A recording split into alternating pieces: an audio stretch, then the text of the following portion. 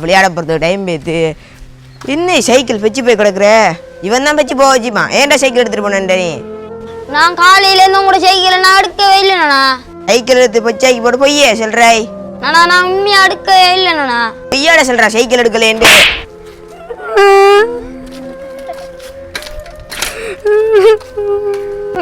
பாப்பா என்ன மகன் என்ன கத்திட்டு வர நீங்க பாப்பா நான் அடிச்சு போட்டு போறான் பாப்பா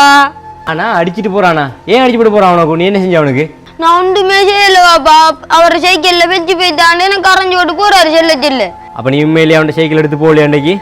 அடுக்கவே இல்லை பாப்பா நான் அடுக்கலன்னு செல்ல அடிச்சு போட்டு போறாரு எனக்கு சரி மகன் நான் பார்க்கணும் அவர் வரட்டும் நீ போய் இடி சரியா டேய் பைசி ஜோவா கொஞ்சம் என்னப்பா ஜோடா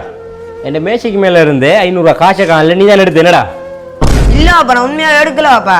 எடுக்கலையா நீ என்னடா நேற்று காசு வேணும்னு கேட்டேன் காசு எடுத்து போட்டு எடுக்கல என்ன சொல்றேன் நான் எடுக்கே இல்லையாப்பா ஏன் பாப்பா அடிக்கிறீங்க காசு எடுத்து போட்டு எடுக்கல என்னடா சொல்றாய் போடா மேல நாம எடுக்க நம்ம எடுத்தேன் சொல்றாரு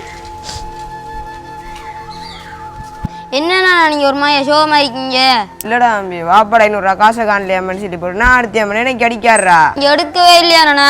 நான் சத்தியமா எடுக்கலடா அப்படித்தானே நானும் காலையில் உங்களை சைக்கிள் எடுக்கலைன்னு சொன்னதுக்கு நீங்கள் அப்படித்தானே எனக்கு அடிச்சிங்க நான் திருப்பி அடிக்க மாட்டேன்னு தானே நீங்கள் எனக்கு அடிச்சேன் அப்ப நீ என் சைக்கிள் எடுக்கே இல்லையா உங்களோட சைக்கிளை நான் காலையில் எடுக்கவே இல்லைண்ணா செய்யாத தப்புக்கு தாண்டி இப்படி தான் இருக்கேண்ணா உண்மைதான்டா தம்பி என்னை மன்னிச்சு கொள்றா இப்போ புரியுது எனக்கு கொஞ்சம் இருங்க என் காசு எங்கேயுமே தொலைஞ்சு போகலம்மா என் காசு நேட்டதான் இருக்கி ஆனால் உங்களுக்கு இதை புரிய வைக்கணுங்கிறதுக்காண்டு தான் என் காசை காலில் நீங்கள் தான் எடுத்தேன் சின்னம்மான்